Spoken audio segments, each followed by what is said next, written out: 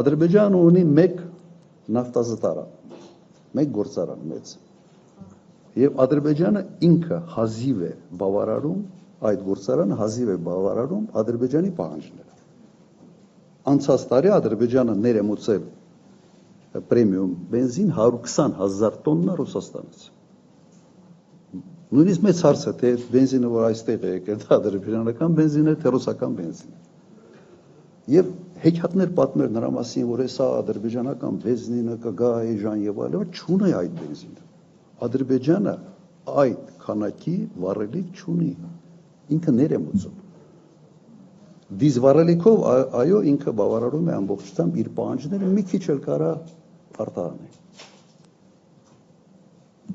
Սա է իրական պատկերը։ Դրա համար մի լսեք։ Ճիշտ է, բարի հեքիաթ է, բայց ինչ վերաբերում է ընդհանրապես լավա թե վատա, լավա։ Բայց ով է ում ավելի մեծ լավություն անում, ապրանք առնողը, թե ապրանք ծախողը։ Ապրանք առնողը։ Վերջում Հայաստանում գեներացված գումարները գնում են Ադրբեջան։ Եվ սա որպես ինչ-որ մի մեծ լավություն, ես ուղղակի անկեղծ ասեմ, չեմ հասկանում։ Ես 10 տարի նախագահ եմ եղել, երբեք վառելիքի ներմուծման մենք խնդիր չենք ունեցել։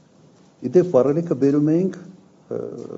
ոչ թե պետությունը չէր բերում, մասնավորը բերում էր իմ հիշելով Վառնայից, Բուլղարիայից։ Ռուսական նավթը գնում էր Բուլղարիա, վերամշակվում էր այնտեղ եւ վառելիք Հայաստան գալիս էր Վառնայից։ Նավահանգիստ Պոցից Հայաստան։ Ադրբեջանի երկաթուղու կարիք ընդհանրապես չկար։ Հիմա եթե դա նոր հնարավորություններ է տալիս, նորմալ է։ Բայց մտածի քո գումարները ուր են գնում եւ ինչ են ֆինանսավորում։ Իսկ կշարունակվի դեր իշխանության, որ եթե գայք իշխանության նայեք, իշխանությունը համենայն դեպս իմ ժամանակ երբեք բենզին, վառելիք, դիզել բան մենք չենք ներմուծել, մասնավորն են ներմուծել։ Հիմա եթե մասնավորի մոտ պարզվի,